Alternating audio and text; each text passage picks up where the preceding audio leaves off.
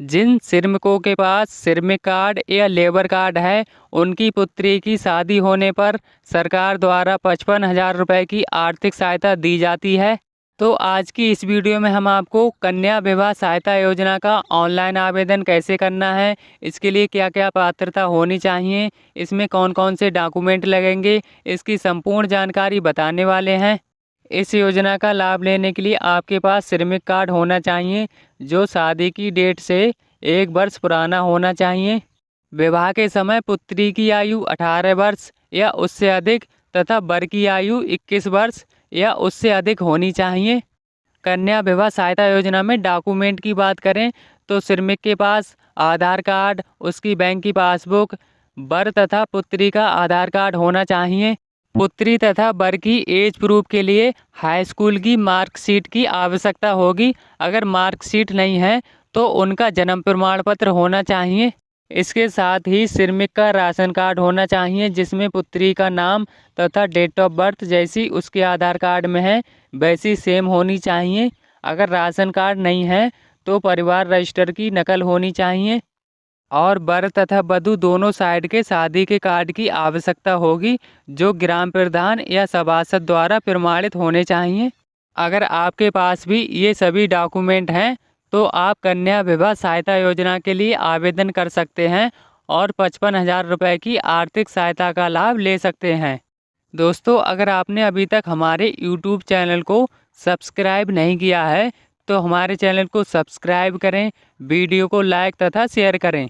इसका आवेदन करने के लिए आपको गूगल पर UPBOCW लिखकर सर्च कर लेना है। इसके बाद आपको UPBOCW.in की ऑफिशियल वेबसाइट मिल जाएगी। इस वेबसाइट का लिंक आपको वीडियो के डिस्क्रिप्शन में मिल जाएगा। इस वेबसाइट पर आने के बाद आपको इस पेज को नीचे स्क्रॉल कर लेना है। यहाँ पर आपको योजना आवेदन के डैशबोर्ड में आवेदन करें के ऑप्शन पर क्लिक कर लेना है। यहाँ पर सबसे पहले आपका ज़िला जिस मंडल में लगता है उसका नाम चूज कर लेना है। इसके बाद योजना चुनने में कन्या विवाह सहायता योजना चूज कर लेना है। अब श्रमिक का आधार नंबर फिल कर लेना है। इसके बाद श्रमिक के लेबर कार्ड में जो मोबाइल नंबर लिंक है उस मोबाइल नंबर को फिल कर लेना है। अब आवेदन पत्र खोलने पर क्लिक कर लेना है। इसके बाद हमने यहाँ पर श्रमिक कार्ड से रजिस्टर जो मोबाइल नंबर फिल किया है उस पर एक OTP सेंड कर दी जाती है। उस OTP को यहाँ फिल करके प्रमाणित करें पर क्लिक कर लेना है। इतना करने के बाद हमारे सामने योजना के आवेदन के लिए आपके पास कौन कौन से डॉक्यूमेंट होने चाहिए, इसके लिए क्या क्या पात्रता होनी चाहिए, इसका संपूर्ण विवरण यहाँ पर आ जाता है। इसकी पात्रता के बारे में हम आपको पहले ही बता चुके हैं। अब डिक्लेरेशन पर टिक करके प्रोसीड पर क्लिक कर लेना है। अब हमारे सामने कन्या विवाह सहायता योजना का आवेदन पत्र ओपन हो चुका है। इसमें श्रमिक कार्ड से ऑटोमेटिकली सारी डिटेल फिल होकर आ जाती है। इसमें जो डिटेल ब्लैंक है उसे हमें फिल करना होगा। यहाँ पर स्वयं या पुत्री में पुत्री चूज कर लेना है। इसके बाद यहाँ पर पुत्री का नाम चूज करने के लिए आ जाता है। अब जिस पुत्री की विवाह के लिए हम आवेदन कर रहे हैं उसका नाम यहाँ से चूज कर लेना है। यहाँ पर पुत्री का नाम आपके लेबर कार्ड में पहले से ऐड होगा तभी आएगा। अगर आपके श्रमिक कार्ड में पुत्री का नाम ऐड नहीं है तो पहले उसे ऐड करवाना होगा। यहाँ पर पुत्री का आधार नंबर फिल कर लेना है। इसके बाद पुत्री के पिता का नाम अंग्रेजी में फिल कर लेना है जैसा उसके आधार कार्ड में है। अब विवाह की तिथि में पुत्री का जिस तारीख को विवाह हुआ है उस डेट को कैलेंडर से चूज कर लेना है। इसके बाद पुत्री अगर गोद ली गई है तो हाँ पर क्लिक कर लेना है। अगर गोद नहीं ली गई है तो नहीं पर क्लिक कर लेना है। इसके बाद विवाह के प्रकार में अगर पुत्री का विवाह दूसरी जाति में हुआ है तो अंतर जातीय विवाह चूज कर लेना है। अगर अपनी जाति के वर के साथ विवाह हुआ है तो स्वजातीय विवाह चूज कर लेना है। अब वर की डिटेल फिल कर लेनी है। सबसे पहले वर का नाम अंग्रेजी में फिल कर लेना है जैसा उसके आधार कार्ड में है। इसके बाद वर के पिता का नाम अंग्रेजी में फिल कर लेना है। यहाँ पर वर का आधार नंबर फिल कर लेना है। अब वर की जन्म तिथि कैलेंडर से चूज कर लेनी है जो उसके आधार कार्ड में हो। अब इस पेज को नीचे स्क्रॉल कर लेना है और डिक्लेरेशन पर टिक कर लेना है। डिक्लेरेशन पर टिक करने के बाद अब हमें डॉक्यूमेंट अपलोड करने होंगे। इसमें हमें सभी डॉक्यूमेंट जेपीजी, पीएनजी या जेपीईजी फॉर्मेट में 2 MB से कम साइज में स्कैन कर लेने हैं। अब सबसे पहले पुत्री की साइड का शादी का कार्ड चूज कर लेना है, जिस पर अगर आप ग्रामीण क्षेत्र में रहते हैं तो ग्राम प्रधान के सिग्नेचर और मोहर लगवा लेनी है। अगर आप शहरी क्षेत्र में रहते हैं तो पार्षद या सभासद के सिग्नेचर और मोहर लगवा लेनी है। अब अगर पुत्री गोद ली गई है तो उससे संबंधित प्रमाण पत्र चूज कर लेना है।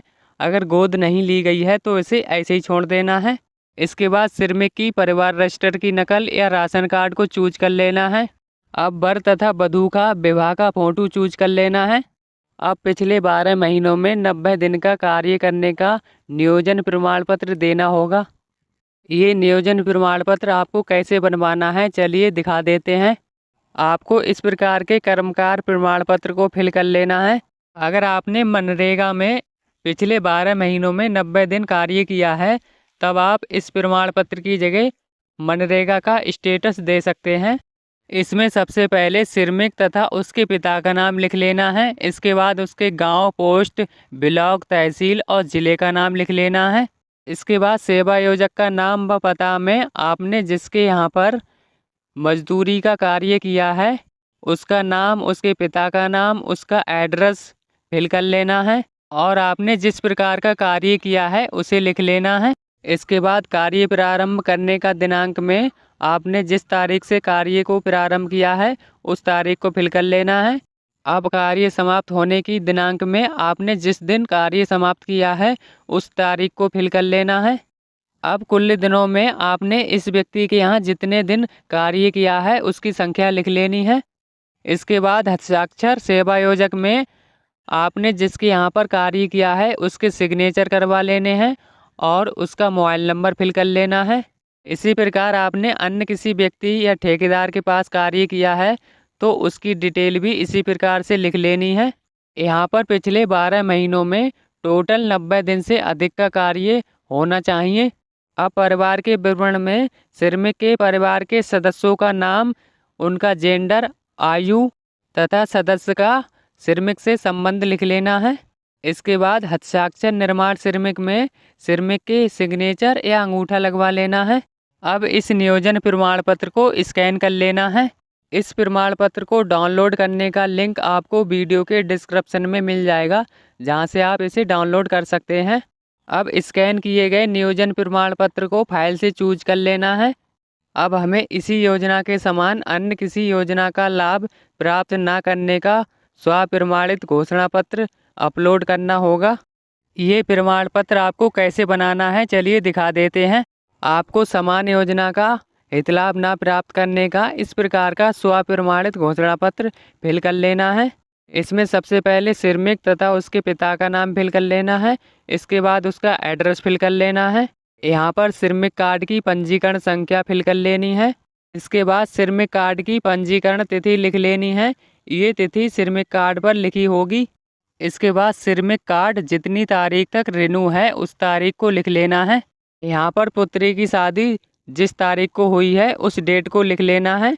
इसके बाद सिरमिक का बैंक अकाउंट नंबर, बैंक का IFSC कोड तथा बैंक शाखा का नाम लिख लेना है। अब सबसे नीचे सिरमिक के सिग्नेचर या अंगूठा लगवा लेना है और उसका मोबाइल नंबर तथा फॉर्म भरने की डेट फिल कर लेनी है। अब इस स्वप्रमाणित घोषणा पत्र को फाइल से चूज कर लेना है। इसके बाद वर की एज प्रूफ में अगर हाई स्कूल की मार्कशीट है तो मार्कशीट चूज कर लेनी है। अगर मार्कशीट नहीं है तो जन्म प्रमाण पत्र चूज कर लेना है। इसके बाद पुत्री का भी हाई स्कूल की मार्कशीट या जन्म प्रमाण पत्र चूज कर लेना है। अब इस आवेदन पत्र को एक बार चेक कर लेना है। अगर सब कुछ सही है तो सबमिट करें पर क्लिक कर लेना है। सबमिट पर क्लिक करने के बाद हमारा कन्या विवाह सहायता योजना का एप्लीकेशन फॉर्म फाइनल सबमिट हो जाता है और सिरमिक का नाम, उसकी पंजीकरण संख्या तथा कन्या विवाह सहायता योजना का आवेदन प्राप्त हुआ ये मैसेज लिखकर आ जाता है। अब हमारा एप्लीकेशन फाइनल सबमिट हो चुका है। अब ओके पर क्लिक कर लेना है। अब इस योजना की आवेदन संख्या जानने के लिए और इसका स्टेटस चेक करने के लिए आपको इसी वेबसाइट पर आना है। यहाँ पर योजनाएं पर क्लिक कर लेना है। इसके बाद योजना के आवेदन की स्थिति पर क्लिक कर लेना है। यहाँ पर आपको अपने लेबर कार्ड की पंजीकरण संख्या को फिल करके कैप्चा फिल कर लेना है और सेंड OTP पर क्लिक कर लेना है। इसके बाद हमारे लेबर कार्ड से रजिस्टर मोबाइल नंबर पर एक OTP सेंड कर दी जाती है। उस OTP को यहाँ फिल करके सबमिट पर क्लिक कर लेना है। इतना करने के बाद यहाँ पर योजना का आवेदन का स्टेटस शो हो जाता है। इस एप्लीकेशन को हमने अभी सबमिट किया है, इसीलिए यहाँ पर योजना का नाम, योजना की आवेदन संख्या और आवेदन तिथि शो हो रही है।